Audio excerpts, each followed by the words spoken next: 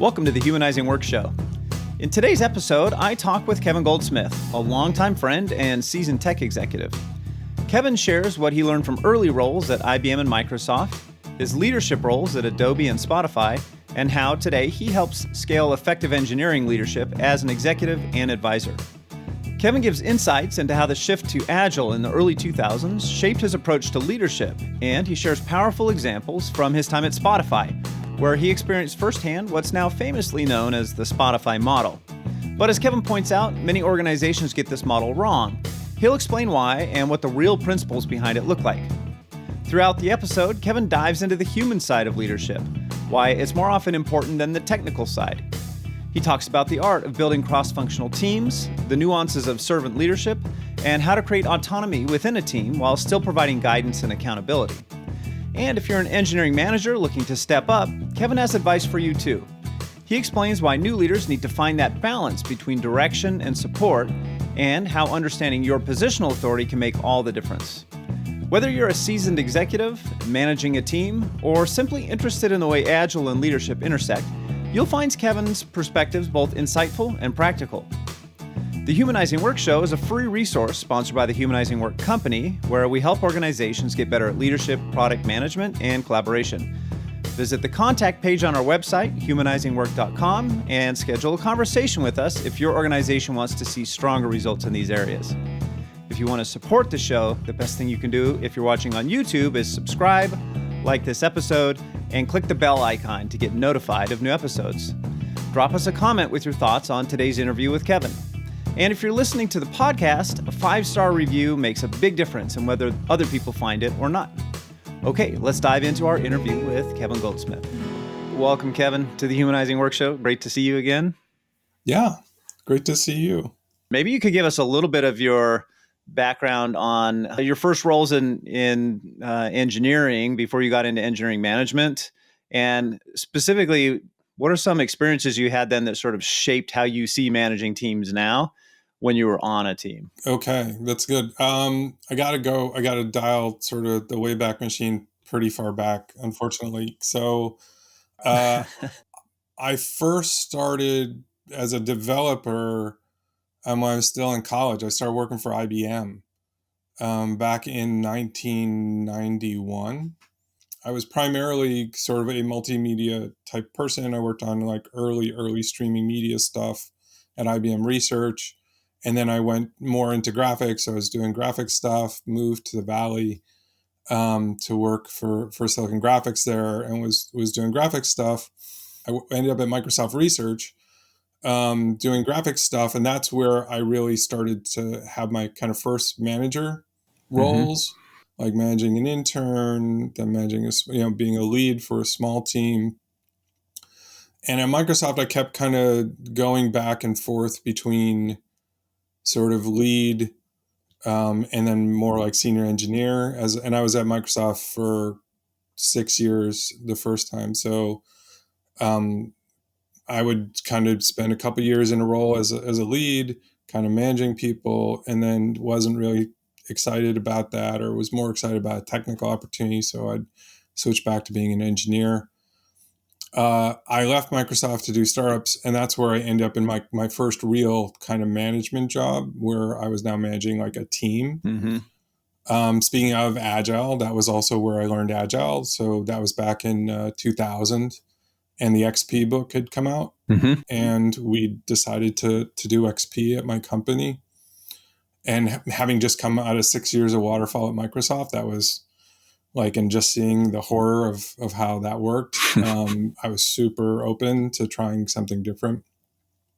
So that's really where I started my Agile journey. Because of the downturn, I ended up back at Microsoft again as a developer, did that for a few years, and then came to Adobe. And Adobe is really where I started at Adobe as a kind of senior developer, kind of technical lead, not management. And I was working on this project where it was being managed by the head of Adobe Research, and it was always going to be temporary. So we were building up this kind of new technology team. And so he always was like, yeah, I'm doing this to get off the ground. And by the time we got to the point of like, actually, we need a new manager, at that point, just seeing the way Adobe dealt with management, which was to treat it, unlike Microsoft, treat it more like an actual kind of role with support and training, and people there took management as a serious activity as opposed to something you did while you weren't coding. Hmm. And I met some managers I really respected. And also at that point, I'd been working for a long time, and I was trying to decide sort of where I go in my career. And that's what sort of led me into management. That's where I made the decision. I think I want to be on the manager path now. And so that's sort of how I ended up there. Uh-huh. What about the role of manager seemed intriguing to you because you've got such a strong technical background, especially with your sort of experience and advocacy for an agile approach, which I experienced when we first met. Yeah. What about the role of manager made you think, yeah, maybe that's the thing? I think, one, I acknowledge like I was a really crappy manager when I started because I kind of became a manager for the wrong reasons. Either I was pushed into it because I was the most senior dev, or I chose a role, I was offered it and chose it because I really wanted to make sure things were done the way I wanted them done, which was the absolute worst reason. Which I didn't realize at the time because I didn't know any better. And like I said, especially when I was at Microsoft, that's kind of how it worked. What I realized when I made that decision, what I'd come to realize is that while the technical challenges were very interesting to me and still are, like I'm still a very technical person, I care a lot about that stuff, the human problems were actually more interesting, have become more interesting. So how do you build an effective team? How do you deliver value to customers faster? Like coming back to, I do credit actually becoming more of an agilist with helping me kind of come to that realization, is that the biggest problems I think I'd seen, like the biggest differences between teams that were successful and teams that weren't, wasn't like the teams that were just smarter technically. Of course, that helps. But it was really the teams that worked well together. Those were the teams that ended up delivering faster and doing a better job. And so I just started to realize like that kind of problem started to become a lot more interesting to me. Like, how do you enable people? How do you support people? How do you develop people so that they're contributing individually well? But then how do you take that group of people and make them effective as a unit instead of a bunch of strong individuals each doing their own thing? Yeah. As you started trying to figure that out, where did you go to learn that? Did you have mentors? Did you have maybe previous managers or other people, peers at Adobe, or books, or where did you go to try and figure out how to do it? So one of the things that was challenging was there wasn't a lot of resources, right? So one of the benefits Adobe had was that they had like manager courses, and I took every one of them. But it was really about the mechanics of management. It wasn't really about these things I'm talking about. So management literature still kind of sucked. You had like there's like a managing agile book I read that is horrible, but I was reading a lot of agile books. I was reading manager books. Michael Lopp's first book came out, Managing Humans, which was at the time, pretty revelatory because everything before that was very kind of 80s style, kind of old school, kind of almost factory management type of literature. But it was really, I think, a lot of the agile literature, because that was also, now you're talking like mid 2000s into kind of 2010, agile was just exploding at that point. And so I was able to find like a lot more agile literature, Gerald Weinberg and Jerry and his stuff, but then lots of other places. And that's also where you started to see more blogs and things like that, which also I started to just devour. I absolutely found mentors. I think, we had a lot of good conversations. There were other folks But, I was really assembling it kind of from various pieces on my own, it was okay. Mm-hmm. But it wasn't great. I think where I made my last group at Adobe, by the time I left Adobe, I was a director, and I had about 4 or 5, 6 teams that were all working together on some products. And I was starting to hit the limitation of functional teams working in a unit and having to pass things back and forth, and starting to experiment within my own team. Like, how do we do this better? How do we do this more effectively? Like, we were trying, lean startup came out. We were very much taking a lean startup approach with how we delivered the first version of this product. And the one thing that was slowing us down was like having to do all these handoffs between teams working really closely together. Mm-hmm. And I hadn't yet hit on the idea of a cross-functional team, like a product team, like a feature team, like we have now. But to be honest, like there wasn't a lot about that at the time. And that's right about when Spotify approached me. They were looking for a new tribe lead in Stockholm. And I was, at this point, the white paper, the Spotify white paper had been published, but nobody knew about it. Like I hadn't heard about it yet because it'd only been out for a couple months. But I was talking to them. I went there. They sent me the white paper. They sent me all their kind of internal stuff on how that Spotify model worked. And I realized like they'd solved this problem. They solved the problem I was seeing and trying to deal with. How do you get a whole bunch of agile teams working together in the most optimal way? But we're also thinking about how does that scale, because they were very much like a hyper scaling type of organization. And I think we saw at Adobe some of the bigger challenges around kind of scaling agile, right? Like we had Scrum of Scrums and all this kind of stuff, but we still had these kind of fixed points that these coordination kind of sync problems. It was better. It was certainly better than I had at Microsoft, way better, but we still had a lot of sync challenges as the organization grew. Spotify had really solved that. And that alone is what convinced me, like, I have to go work here because I have to see what it's like to actually live in this world. And that's really, I have to give credit there to that organization, because they were a learning organization, but they were also like a sharing organization. My peers in the kind of senior technology leadership team, like we were all reading, we were all talking, we were all visiting other companies and like sharing ideas. Like we formed like a group with a ton of other companies in Europe where we just go visit each other, and then even did like temporary transfers where we'd switch people for a little while just to learn like what cool things they were doing and share what cool things we were doing. So that ended up being like honestly like a MBA in how to build scaled agile teams in a very effective way.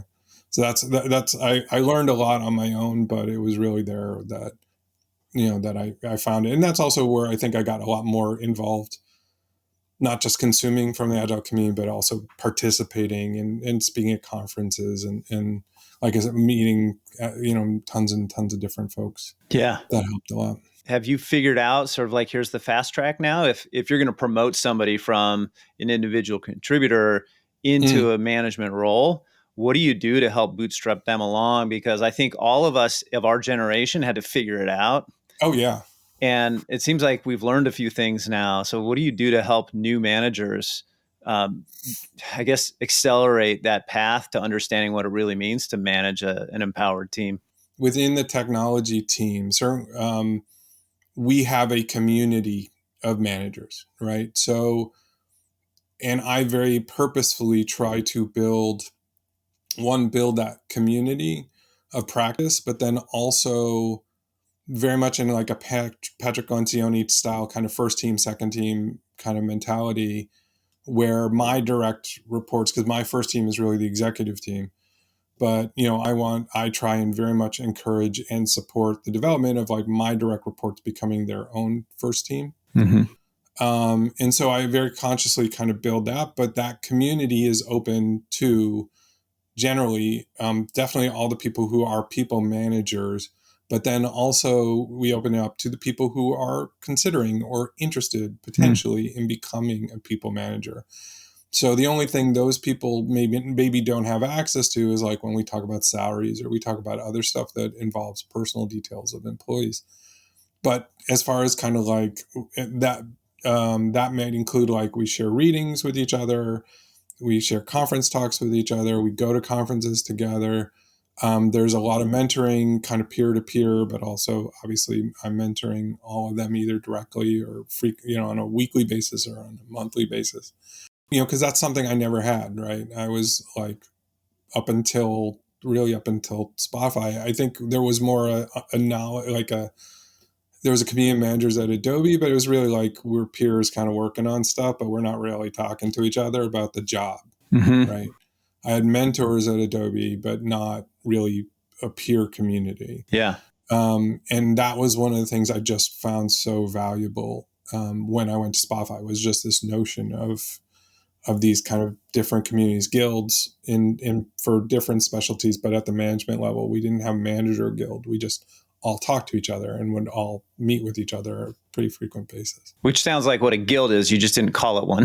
The management guild wasn't. There was a management guild. We just didn't call it a guild. Yeah, it was effectively a guild. Yeah. Can you give us a little bit of sort of the day to day of one of these communities in a company that you're leading today? What does it look like? Is it a monthly meeting? Is it weekly? Is it a Slack channel? Just give us some of the logistics. If somebody wanted to set these up in their own company, how would they do it? So one is we will do kind of meetups, and we're fully distributed. So it's not like we just all, sit in a conference room. We all fly to a place and kind of lock down for a few days. So we'll do stuff like that. And part of that is always like the last time we did that, we spent a lot of time talking about what is the role of the manager at DistroKid. Like, what are the skills that we should be each expecting of ourselves and expecting of each other? And then where do we feel like we are on against those skills? And that kind of gave me a good map of like, okay, well, where should we focus training and things like that? So we'll do those kinds of sort of meetups. Then we'll do with my directs weekly. With all managers, I have at least monthly, where I'm directly supporting them, and that is generally like helping them problem solve, but also career development and things like that. The managers at the next level have their own meeting where they work together and they talk and they share knowledge with each other. The next level down has their own meeting as well, where they very similar. And that one includes like the Agile coaches, so that that starts to approach more like the POCLAC that Spotify did, which was the product owner, chapter lead, and Agile coach, like the folks who are working day in with the teams, day in, day out. That's where they kind of get into, but it's multiple managers. So that's also where they'll share stuff. And there is some mentoring in between, but not in a formalized way. It's really people reaching out. So right now we have somebody that we're developing into a manager. We have a couple of people that are interested in. We take advantage of stuff like one of the people that's working her way into or kind of interested in moving into a manager role, her manager is out on parental leave right now, like just left on parental leave. So while he's out, she's in charge, right? And we spent some time kind of getting her to that place where she was hopefully ready, and then I'm going to work with her while we're doing that. So she's got several months where she's going to be running the team and sort of experiencing that, but obviously with support from me to do that. And that, to be honest, has been one of the most effective ways I've found to give people a taste of it, but without all the baggage, right? Because if you just put somebody in charge of a team, so you're in charge, you used to be a peer, now you're in charge, like what happened to you and me. If it doesn't work out, that's pretty bad, right? Because you went from peer to boss and now back to peer. And that puts a lot of pressure on the person not to like have to do it, have to be successful, but you do it as an interim step, either if you have the benefit of something like a pat leave, perfect. But if you don't, you kind of do it as you find some other excuse to have them do it as an interim thing. Everyone knows it's an interim thing, so you kind of avoid some of those kind of things, but they get a real taste for the job. And to be honest, having done this now for like 10 years as a way to kind of give people a taste without forcing them into the role, the success rate on that, like people then move on to being a manager, is about 60%. Like people try it, and a lot of people just select out. Yeah, it reminds me. So in the video group at Adobe, they had this role for individual contributors every cycle when we were doing these big, long, 2-year cycles. But they called it the Feature Maven. The Feature Maven role was essentially, you're the product owner for the next release. You're in support of the product manager, who is still sitting on the feature team with you. But you really take the lead. You organize the meetings. You facilitate them. You sort of have this like fancy title with no compensation that goes along with it. But it's a chance to try it out and see how you like it. And that I was in that Feature Maven role, the release before I learned about Scrum and became a program manager and adopted Scrum on that team. And same thing, like it was just super useful. Either people did it and really took to it, or they realized, it's not for me, right? And so it was really a great filtering function. It would be interesting to see how those things seemed hard to formalize. Like Adobe did a good job with that specific one, but there wasn't the equivalent of like, I want to try out engineering management, right? Right. I did do it at Adobe, but it was very much a like I'm officially, but you're unofficially, and everyone's going to understand this. You're going to have one-on-ones with people for sort of this length of time. And everyone understands this, or like, you lose a manager on the team and you have somebody step into the role temporarily. That's the kind of thing. I like that. Just the idea, just generally, of like giving people a chance to try roles. Like, it's a practice in a Scrum team to like alternate who's the Scrum Master, like every sprint or whatever. That I've seen turn a lot of people from tester or developer or whatever into future Agile coaches, right? Because they get sort of a sense of understanding the roles a little bit better, and maybe they start getting a little bit more excited about the processes. And then kind of over time, I've had quite a number of people, once you start rotating roles like that in a Agile team, kind of realize like the Agile's the thing they're excited about, right? As Agile coaches. Mm-hmm. You mentioned when you were talking about the meetups or the offsite that you did, you mentioned this process for doing an assessment. And I think you wrote about that. I think we'll link to the article. I think that's really a good way to facilitate that from the team, where you're not just saying, well, this book says this is what we should be good at. What do we think?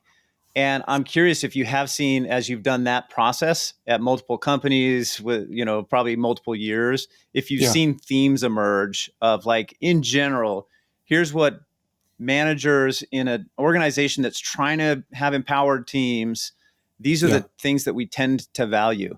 That's a great question.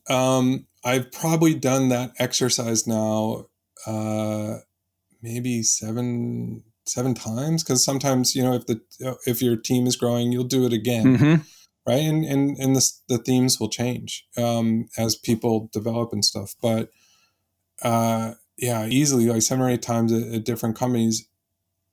I think the things that recur end up being very much more some of that practical management stuff, getting better at giving feedback. And I think very few folks, including myself, like feel like, oh no, I'm an expert at that. Like I'm done. Like I'm perfect. I don't need to do that anymore. There's things like that come up recurring. But I think one of the interesting things about doing this at different companies, or even the same company over multiple years, is it is pretty different every time. And that's one of the reasons why I do this exercise, is because it is essentially crowdsourcing from the people in the room. What do we as a collective group of managers believe is the most important things for our culture? And because every company's culture is different, you end up with kind of a different set of things once you get past the kind of the very practical kind of manager skills. Yeah. So it might be like, I'm not really, so it might be like, I need to give better feedback, but also might be like, I have a hard time letting the team step forward. Right. And I feel like I'm too controlling on the team.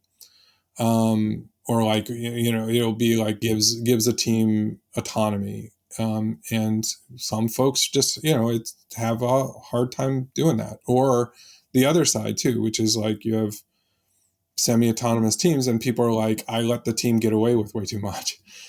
Right? Like I'm not doing as good a job holding the team accountable. Right. So it also echo kind of whatever challenges your organization's sort of currently having. And that is also a good reason to revisit the exercise. Yeah, that's great.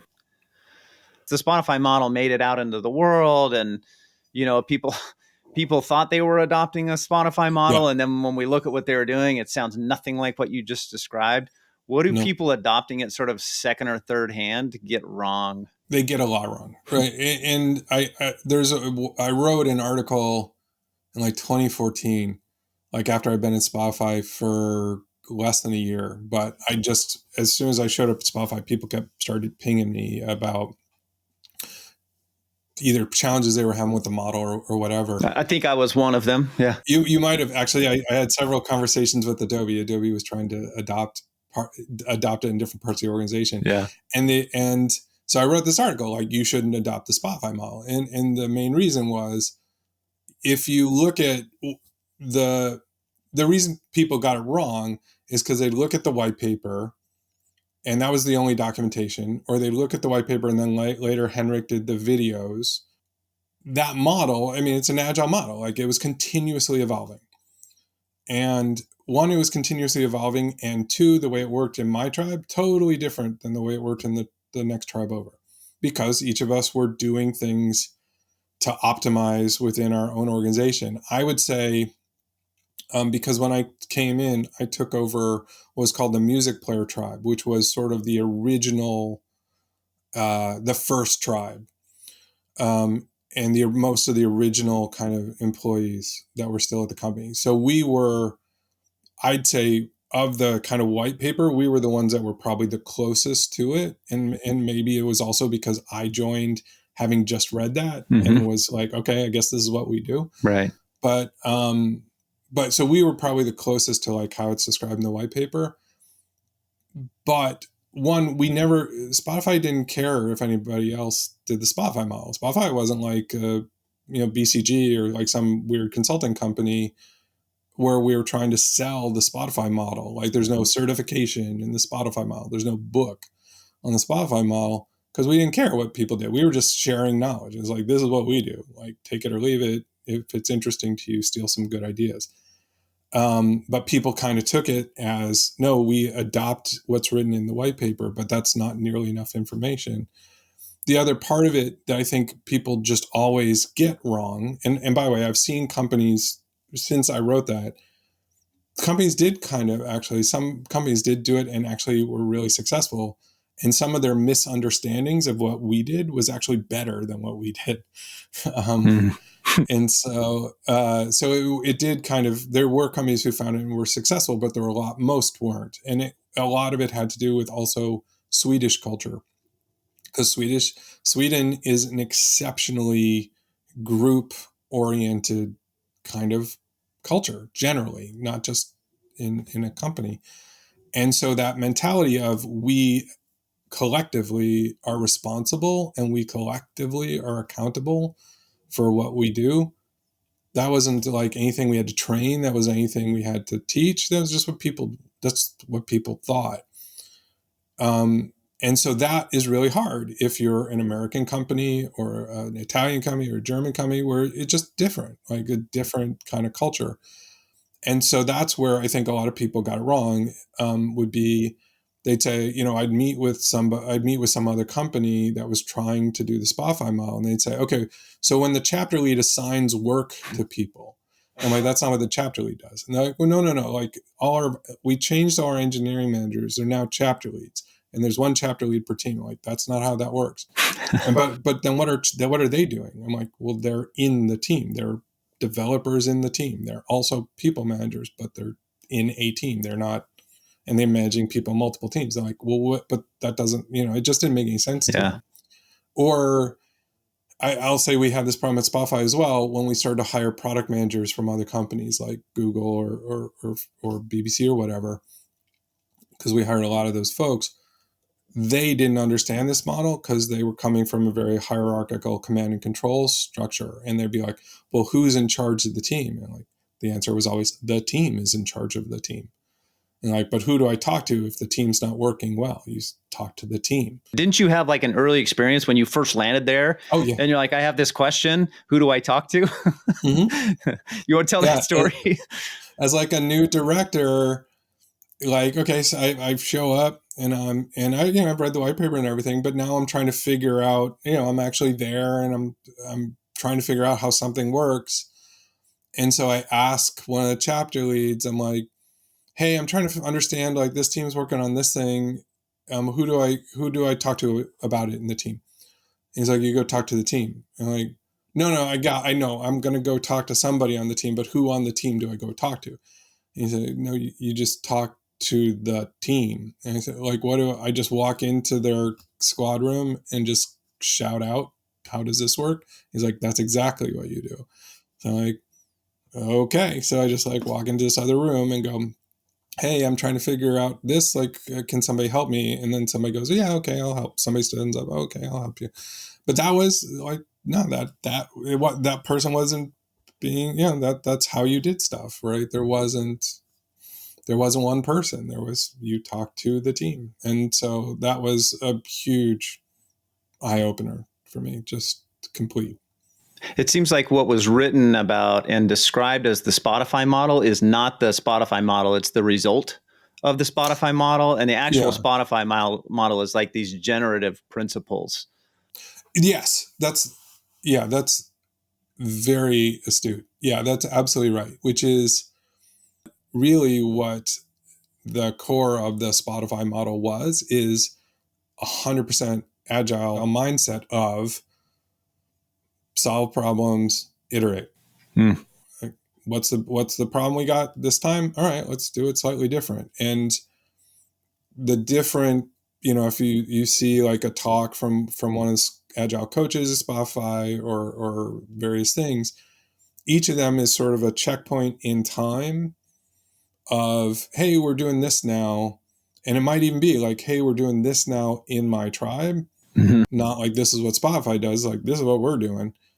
And it's working pretty well. But that's what was also happening within the company is you'd see, like I mentioned Poclax, that started not in my tribe. I forget which tribe it started in, but it started in a different tribe. And it was this thing like, hey, we're doing this thing now and it's working pretty well. And everybody else went, oh, that sounds like a cool idea. Maybe we'll try it too. Mm-hmm. And then eventually it became what we all did because it was really effective.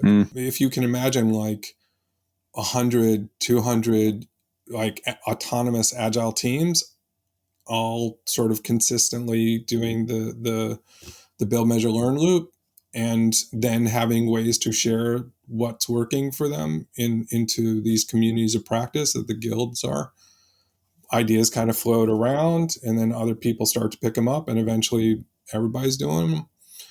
And that was just an incredibly fertile ground for a lot of stuff. So, and that is kind of impossible to see from the outside. Yeah, it reminds me a little bit about the way that Bjortsorg works, which is like a home healthcare org, right? Oh, yeah. And I remember reading, or I think it was listening to an interview with one of the nurses, and she said, yeah, our team figured out this really cool breakthrough process that was so useful for us. And so we went to Jos de Blok, the CEO, and we said, Jos, we think every team should do this. How do we get every team to do it? He said, write about it on the internal blog, and the teams that want to do it will pick it up. Like, you don't just tell people to do things, but you share things that might work, right? Yeah, absolutely. And again, like Spotify didn't invent these ideas out of whole cloth. We stole them, like very openly. Like we stole matrix organizations from here, and we stole ideas from Bjortsorg. Absolutely. Like we were constantly kind of looking out at the world and seeing what was going on and trying to do these kind of sharing between organizations. It is honestly one of the things I miss most. I've tried to recreate various versions of it. It's just been, it's a lot harder in America. Yeah. That makes sense. Different culture, Yeah. right? Oh, absolutely. Yeah. Yeah. So since then, you've been doing CTO type things, right? Mm-hmm. And I'm curious, in your role as a CTO, how you see the balance between technical leadership and human leadership. It will again depend on, it's 100% context dependent on the organization I'm leading and where they are on their journey. Some organizations I've really been able to focus a lot because they're at a pretty good state on a technology level, where I can just really just focus on like, how do we become a much more effective, empowered organization? And other organizations like, no, like we have a lot more to go on the technical side. And so I'll try and evolve them sort of simultaneously in both. And there is connection between organizational stuff and architecture, because we know that from Conway's law. But I think that'll depend where I spend the balance of my time, right? So some organizations I am a lot more focused on the technology and just kind of get us to either more modern or just a healthier kind of level there. And part of that is my motivation there is, let's get us to a good point so that I can now focus on the teams, right? Because if you're focusing on the teams and you're having incidents every day, that's what's going to dominate. That's what people are worried about. They're not worried about like, how could we improve cycle time? Yeah. They're really worried about, how do I not get woken up every night? So it's kind of a balancing act. I think, it'll depend on different pieces. I will say, as a CTO, generally, my natural place is more, Series B, C, D, larger teams. And for that reason, I'm very rarely needing to be at super low level of detail. I'm instead kind of inspiring and directing and reviewing things. So it's a little bit different. And I also generally have very trusted people that work for me that are extremely good technically. And so where I'm often bringing strengths to the table is going to be more on that organizational side, because there's good technical people already in the organization. Right. And sometimes I have great organizational people in the organization, so I can focus a little bit more on technical. So it depends on kind of where the ball is, where the ball lies when you show up. Right. But because I enjoy both, because I care about both, I always keep a hand in both. But it's, how active am I? Like, am I learning? Am I trying to learn, or am I trying to nudge on either side? What advice would you have for an engineering manager who's hoping to get a little bit more effective at the management part of being an engineering manager? I'll say one of the okay. So when you and I were coming up, Peter, we grew up in this kind of command and control, single ringable neck. Manager is like the accountable one, the responsible one, and manager directs the team on the work to do. We're in a very different world now. A lot of companies are very much more like, the manager is the supporter. It's the lead from behind person. Especially when you have, let's say you are very far along on your path, you do have fairly autonomous teams. Managers have learned to, kind of modern management is kind of really much in the backseat instead of at driving. So I think one of the skills I probably had to focus on the most with managers over the last few years has been, you can nudge, you can drive, you are the guardrail. Because what I'll see a team that's well intentioned, but is just kind of all over the place, right? And the manager is just letting them fail. Like, oh, I'm letting them learn from failure. I'm like, well, you can let that happen for a little while. Hmm. But you can't just let that happen forever. Like eventually you need to guide them back on the road. Mm-hmm. And so that's been one of the skills I probably have spent the most amount of time trying to teach of you're not their friend, you're their boss. And sometimes you do need to step in, you do need to question, you need to challenge. And you can do that in a really humane and positive way. You don't have to direct and tell and yell, but you should be asking difficult questions. You think it would be a good idea to do this. I've got some concerns. Let's talk about that. Can you explain to me why this will work in this situation, right? Because it is, that has been a big challenge for managers that have been really brought up in this servant leadership mindset, which is a better mindset to start from than the you all do what I say kind of dictator mindset. But it has its own challenges, and we haven't found a good way to teach kind of in the middle thus far. Mm-hmm. So that's one of the skills of being a manager that I think I've probably had to focus the most on. A lot of the other skills of management, how to do effective one-on-ones, that kind of stuff. The nice thing is there's a tremendous amount of resources now that not like there used to be. And so I can just direct people to lead dev or to various blogs or whatever. And and I always have them read multiple ones because different people, you got to assemble your own style from everyone else's, what resonates with you. But that kind of part, and we do have like manager training and that kind of stuff at the company, that the mechanics of it is a lot easier to learn now than it used to be. But it is like those softer skills that are harder to pick up. Yeah, that balancing act that you're describing there is exactly why we developed our 3 jobs model, right? Because we saw people go to one of 2 ends of the spectrum. I'm going to tell people what to do, I'm going to direct. Yeah.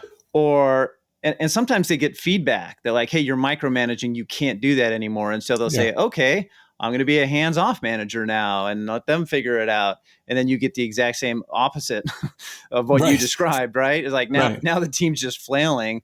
And so when we were working with clients, we realized there needs to be a middle path. And it's really a different way of thinking about it. And it's really like, no, you have jobs to do. You're not, your job is not to step back and just let them figure it out. You need to create clarity, which includes setting expectations. Like, here's what success looks like. You have to define success, and then you have to hold people accountable for that. But then the other 2 jobs, right, are increasing capability and improving the system, because there are certain things that, because of positional authority, only a manager or above can get done in an organization. If you're going to change team structure, the team can't do that from within in almost any company, right? So it's like, those are the 3 jobs, right? I love your 3 jobs model, because you've talked about it a lot on the podcast, and I think it is a really good one. I also like you hit on something that I didn't say, but I was kind of alluding to, which is understanding your positional authority, and when you use it, when you don't use it, how you use it, understand how people relate to you because of it, even if you don't think about it that way. I think that's an absolutely crucial aspect of it as well, is understanding if you say something. Like, as a CTO, I have to be always careful of this. If I give an opinion in a meeting, that's what we're doing. So I can't give an opinion.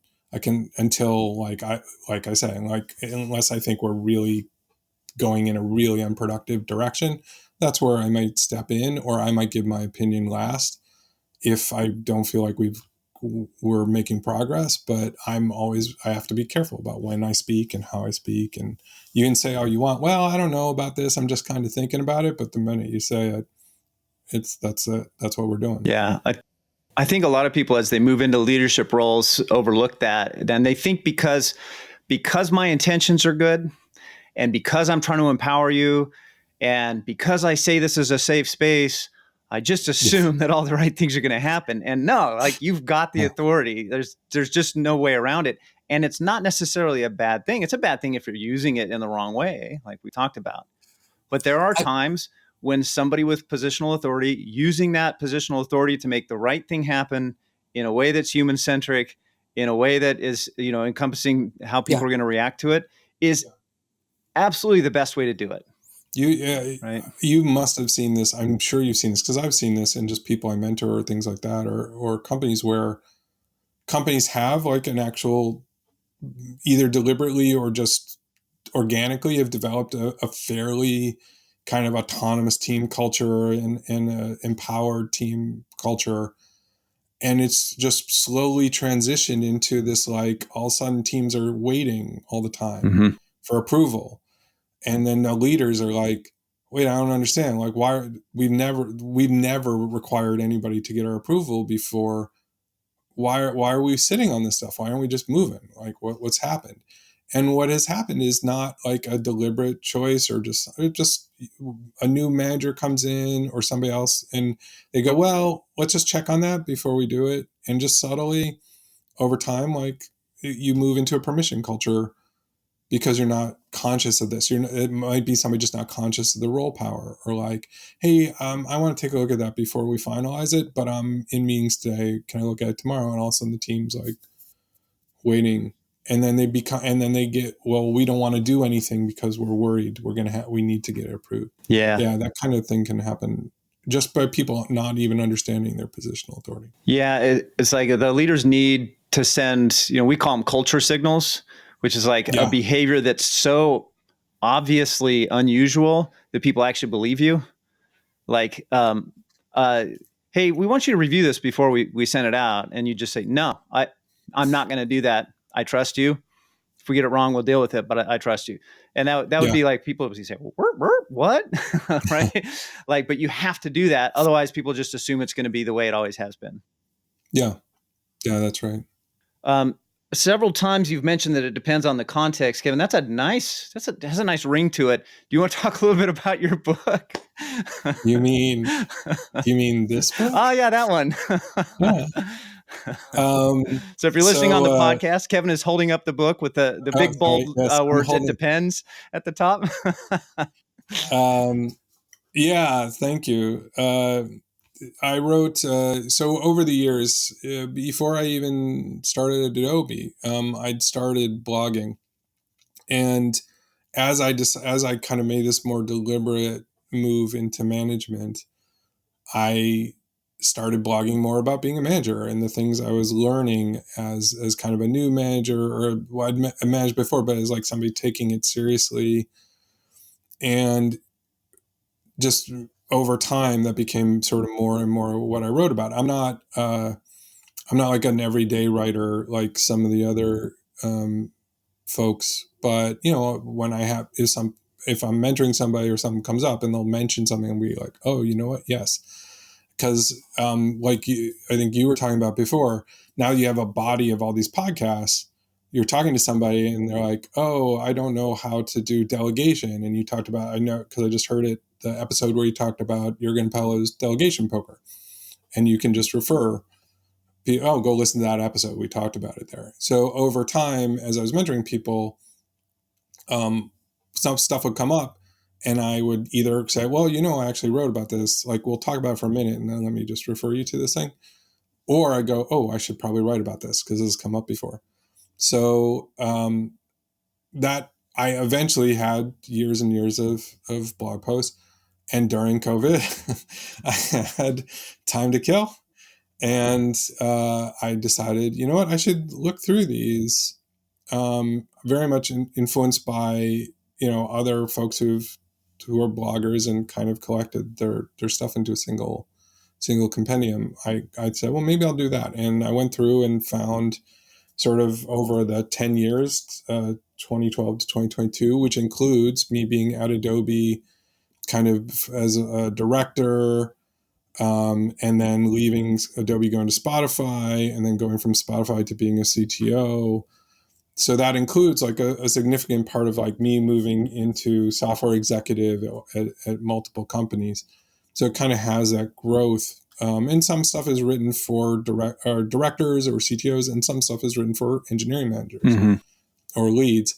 And so I collected those up. I edited them because I'm because I needed to edit them. But I didn't really change any of what I said. I'm like, if I disagree with what I said, I just want to include it in the book.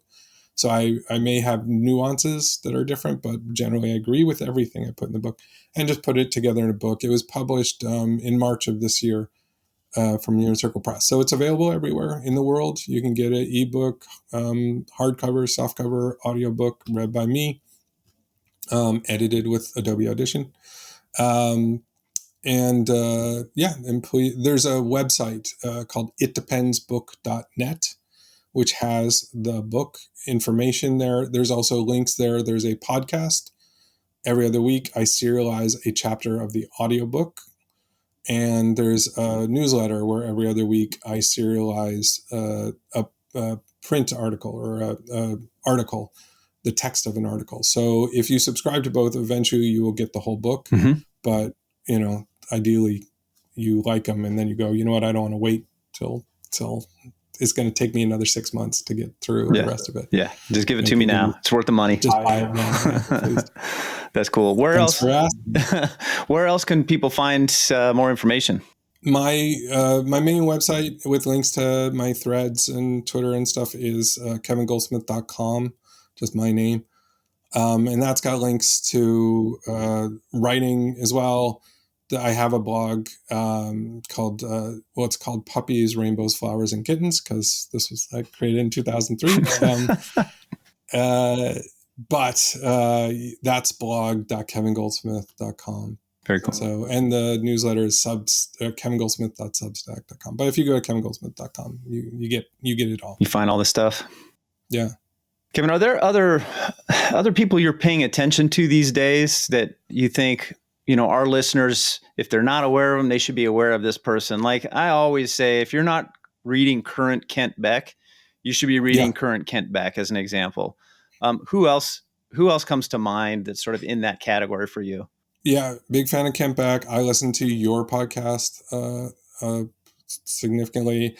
I actually, for managers, I find myself often recommending, there's a podcast called Manager Tools. Mm-hmm.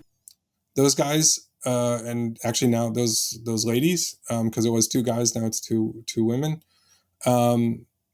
They take a very different approach than I do personally, but they are incredibly thoughtful about why they do things the way they do them, and they explain them well. And so very much like I will find myself stealing ideas from them. Yeah. But where I am very, let's say, more agile and just very much like, let's be deliberate and make choices, but let's not, each team, you're going to do it differently for you than I'm going to do it for me. They're very much like, you do it this way. Yeah. But when they say you do it this way, they say, this is why we tell you to do it this way. And here's all the supporting things. And so you go, oh, maybe I'll take this and maybe I'll take that. Yeah. So that's another place for managers I tend to really like. You mentioned Blurkstorg. I often recommend the Lulu book to folks, Reinventing Organizations. That's what I call, for folks who are interested in management or interested in how to structure organizations. That to me is like, that's the advanced mode. Uh-huh. That's where we get to think about what we can all aspire to. But obviously the Dora folks and all those, all the books that the 3 of them have each written, Jez Humble, like that, Gene Kim, Nicole Forsgren, like they're contributors on lots of different books. Mm-hmm. So that is also a big reference for me. Beyond that, what I tend to do is follow. There's people whose Goodreads I follow, mm-hmm. and they just inevitably read awesome books. And so I would find people you like either on Twitter or whatever, and so they're not necessarily writing themselves, but they're great references. Yeah. Jason Yip on Twitter is always reading and referencing what he's reading. He's an ex-Spotify Agile coach. And like, if he reads something and he likes it, I know I need to go read it, because he's just really good about that. Actually, Jürgen Apello reads a lot of good books. Like I liked Management 3.0 a lot, but He's also like a pretty heavy reader, and I'll read his stuff quite a lot. Yeah. Whatever he's reading is usually a pretty good indicator. I like that. The sort of, these are my curators, right? Yeah. Yeah. Yeah, exactly. Cool. So Kevin, what questions do you have for me? So you all are working with teams and individuals constantly. I think one of the things that's been really helpful for me for my own growth is mentoring kind of outside my company, because that lets me step outside. Is that helpful? Do you find that you do that a lot as well, to just not be like with other kind of folks doing the job that's similar to you? Very frequently, we'll have conversations with somebody and it just turns into a coaching conversation because A, we've developed the skills to do that. And B, we've, connected those dots enough that, hey, this thing that works at work happens to work in this relationship problem you're having, friend, right? Have you thought about this way, right? Have you thought about creating a customer profile for your spouse? What are their jobs to be done from this marriage, right? And like, we don't actually couch it that way, but it's like a model to think about things. And so I find that all the time. So yeah, absolutely, find this spreading outside of work, and that they sort of enrich each other. Like the more we realize it's just humans trying to solve complex problems together. Yeah. Sometimes that's at work, sometimes it's at home, sometimes it's in the community, whatever, right? But yeah, it all connects for sure. It's like me. It sounds like me teaching my daughter Kanban to help her manage her homework. 100%. I think Richard and I both have a video on, like, when our kids were young, sort of like the time lapse of their Kanban boards and stuff. Yeah, for sure. I think it also helps us from a business standpoint, as I'll sort of tack this on, but from a business standpoint, it's made it so that we end up having clients in all different kinds of contexts that we never would have expected. Because like somebody had a good experience with us and they mentioned it to their cousin at the wedding. And then their cousin reaches out to us and said, hey, this is a completely different industry than you've ever worked in before, but my cousin really liked you. Could you help us? And it's like, I don't know, maybe let's talk and see what your problems are. And it turns out the problems are kind of universal from company to company. It's like, one of the things, oh, wow. Yeah. I think one of the benefits or blessings of having been at Spotify when I was at Spotify is I would end up sharing, doing a knowledge sharing session with like the Philips, with a department store in Amsterdam and the Philips healthcare hardware unit and the company that makes those 4-story tall dump trucks. Because they were trying to figure out like, oh, how do we get some of that innovation into our completely different organizations? And after talking to them for a little while, you realize, okay, well, we get a lot of benefits in software because we don't have to retool a plant to change a design. But a lot of these ideas are actually pretty universal, surprisingly so. Yeah. We all learn quite a lot from a car manufacturer, right? That's right. Right. Yeah. And it turns out that, cost of iteration is much lower for software. So we get more reps in. So we learn fast, right? Kevin, thanks so much. It's been a pleasure catching up, and I look forward to checking out all the resources. I'll get on the podcast for sure.